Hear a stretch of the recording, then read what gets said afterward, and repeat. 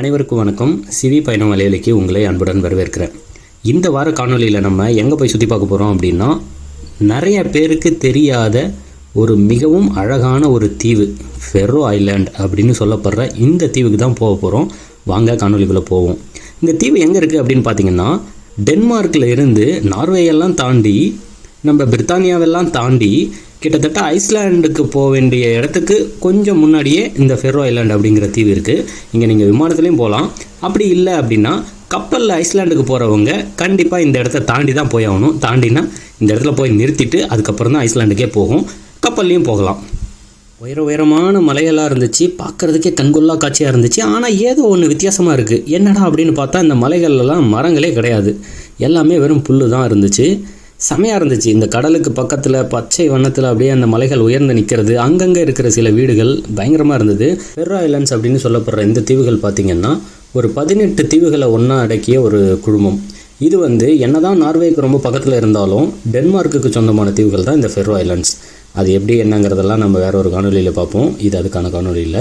இந்த இடம் பார்த்திங்கன்னா இதுதான் அந்த 18 தீவுகள்லேயே ஒரு பெரிய நகரம். அதாவது நிறைய மக்கள் வசிக்கக்கூடிய, கொஞ்சம் தொழில் வாய்ப்பு, கட்டடங்கள், அதெல்லாம் பல்கலைக்கழகங்கள் அதெல்லாம் இருக்கக்கூடிய ஒரு நகரம். தோர்ஸ்ஹவன் பேர் இந்த நகரத்துக்கு. பெரும்பாலும் வர்றவங்க இங்கே இங்கே தான் தங்கி மற்ற தீவுகளை போய் சுற்றி பார்ப்பாங்க.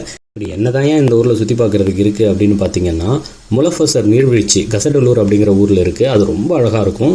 அதுபோக இந்த செங்குத்தான மலைக்கு மேலே இருக்க இந்த ஏரி, அதுக்கப்புறம் இந்த ஒரு கலங்கரை விளக்கம், அதுபோக இந்த ஜேம்ஸ் வான் படத்தில் நோ டைம் டு டையில் டேனியல் கிரேக் சாவர மாதிரி இந்த இடத்துல தான் காட்சிப்படுத்தியிருப்பாங்க. அதனால் இந்த ஊரில் ஒரு கலரையை வேறு வச்சுட்டாங்க அதுக்காக.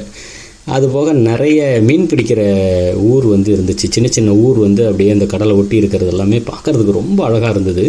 இந்த முறை என்னால் நான் ஒரு வேலை சம்மந்தமாக இங்கே வந்ததுனால நிறைய போய் என்னால் சுற்றி பார்க்க முடியல. இருந்தாலுமே நான் இருக்கிற கொஞ்சம் நேரத்தில் என் வேலையை முடிச்சுக்கிட்டு அங்கங்கே போய் ஏதாச்சும் ஒரு காட்சிப்படுத்தணுமே, உங்களுக்கு காட்டணும் அப்படிங்கிறதுக்காகவே போய் சில இடங்களுக்கு மலை மேலெலாம் ஏறி மாலை வேலையில் எனக்கு வேலையெல்லாம் முடிஞ்ச பிறகு அப்படி பார்த்தேன். எனக்குமே பார்க்குறதுக்கு ரொம்ப சுற்றி பார்க்க பிடிச்சிருந்துச்சு. எங்கே பார்த்தாலுமே என்ன ஒரு ஆச்சரியம்னா, மரம்னு இந்த ஊரில் கிடையவே கிடையாது. இந்த ஊரோட மத்திய பகுதியில் மட்டும் எங்கேருந்தோ கொண்டு வேறு ஊர்லேருந்து கொண்டு இங்கே நட்டு வச்சுருக்காங்க ஒரு 20 மரத்தை வைக்கணுன்றதுக்காக. இந்த 18 தீவிலையுமே நீங்கள் எங்கேயுமே மரத்தை பார்க்க முடியாது, இந்த 20 மரத்தை தவிர்த்து.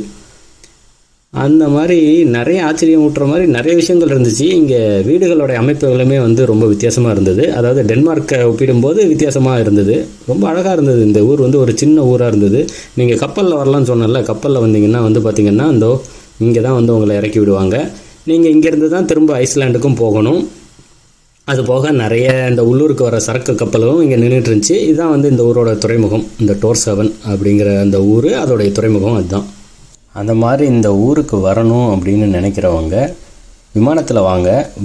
இங்கே நீங்கள் வண்டியை வாடகைக்கு எடுத்துக்கிட்டும் நிறைய இடத்துக்கு போய் சுற்றலாம். அப்படி இல்லைன்னா பெரும்பான்மையான இடங்களுக்கு உங்களுக்கு பொது போக்குவரத்தே ரொம்ப சிறப்பாக இருக்குது. இந்த ஊரில் ஐரோப்பியாவை ஒப்பிட்டு பார்க்கும்போது நல்ல விலைக்கே இருந்தது. உதாரணத்துக்கு சொல்லணும்னா, ஒரு அந்த நீர்வீழ்ச்சி சொன்னால அங்கெல்லாம் போகணுன்னா உங்களுக்கு ஒரு 400 ரூபா தான். விமான நிலையத்துலேருந்து நேரடியாக கொண்டு போய் உங்களை அங்கே இறக்கி விட்டுருவாங்க அந்த ஊரில். அங்கேருந்து நடந்து போய் அந்த நீர்வீழ்ச்சியை பார்க்கலாம். அந்த மாதிரி முக்கியமான நிறைய இடங்களுக்கு போக்குவரத்து, பொது போக்குவரத்தே இருந்துச்சு. நீங்கள் வண்டியை வாடகைக்கு எடுக்கணும்னு அவசியம் இல்லை.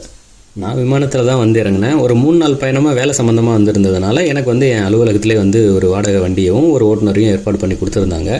அவர் என்னை மாலை வேலைகளில் சில இடங்களுக்கு கொஞ்சம் கூட்டிகிட்டு போயிட்டு வேலை முடித்த பிறகு அவர் கொஞ்சம் சுற்றி காமிச்சார். எனக்கு இதுதான் முதல் முறை அப்படிங்கிறதுனால அவருமே ஆர்வமாக சில இடங்களை சுற்றி காமிச்சார்.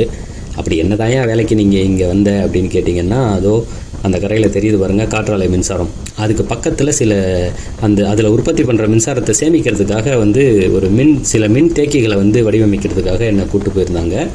அதுபோக இந்த தீவுகள், இந்த 18 தீவுகள்லேயும் இருக்கிற மின்சாரத்துறையில் சூரிய ஒளியிலேருந்து மின்சாரம் எடுக்கிறாங்க இல்லையா, அந்த இதை வைக்கிறது சம்மந்தமாக சில ஆலோசனைகளுக்காக கூப்பிட்டு போயிருந்தாங்க.